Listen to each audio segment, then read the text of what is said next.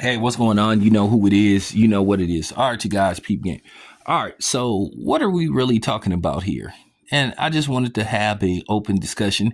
Wanted to get everybody's opinion on this because I see a lot of times we have these discussions, and to be honest with you, it's getting to the point to where some of this stuff is just a much to do about nothing. Why is there controversy about, to me, the right guy winning the fight? Whether the judge had it by wide margin or narrow margin. I thought that Catterall clearly won that fight.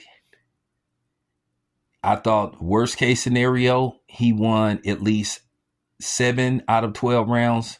Best case scenario, 8 rounds out of 12 rounds. So he still wins. Now, the real controversy is him winning on 2 of the judges' scorecards, 9 rounds to 3. So we're just basically talking about 1 round. At the end of the day, he still won the fight. He still was the winner. He was still declared the winner. I don't really think there's much to talk about. And that's just real talk. I don't think, saying that somebody won by 1 round more than what a lot of people thought he should have won by is that big of a deal. But at the end of the day, it creates discussions and it gives us content creators something to talk about. But I don't think there's no controversy surrounding this fight. I thought the right guy won. I thought if they would have gave the fight to Josh Taylor, we would be talking about, a second robbery or a even more second controversial win for Josh Taylor. Now, a lot of people in the first fight, some people thought Josh Taylor won, but many thought that Catterall won the first fight. I thought Catterall won the first fight. So, to me, I thought he beat Josh Taylor twice. Now, I told you, looking at the first fight, when I did a review of the first fight, I didn't think it was a whole bunch of controversy around that first fight. I just thought, to a certain degree, Jack Catterall let the fight at least get away from him a little bit. But then a lot of people thought that it was some hometown cooking. And I think that's where the controversy came from. But Jack did his thing in this second fight, this second go around. I felt like he had such, I felt like he did so much good work in the first half of the fight. I mean, let's just be honest. In any fight, if you want to split the fight into quarters or halves, if you want to go by the first 6 rounds versus the last 6 rounds or the next 6 rounds, if somebody out of the first 6 rounds wins 5 of them, all he needs to do, like I said, is win 2 more rounds in the second half of the fight, and that gives him a 7-5 round edge. And as long as he doesn't get knocked down or get knocked down multiple times, in all likelihood, he'll secure the fight. And I just thought that's what Catterall did. I don't think there's much controversy to this fight. Because I was looking at, one thing about me, I don't troll. I just go look and see what a lot of different channels are saying. For what I see, most people thought that the judges got it right. I've seen one guy, he thought that the fight was a draw. But at the same time, he still didn't think that Taylor did enough to win the fight. Like I said before, Taylor had a nice little rally, in the second half of the fight. Basically, to me, you can make an argument that, he won 3 rounds straight.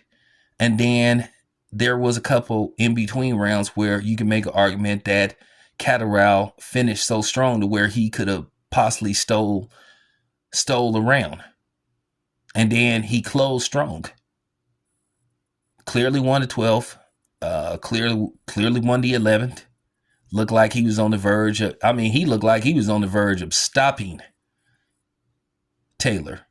So that's where everything seems to get a little bit fuzzy. But are we really having an argument about a dude that rightfully won the fight based off how wide margin he won? Shouldn't have won, could have won, whatever the case may be. However you want to present it. Eh, I, me, I don't think there's no controversy behind it.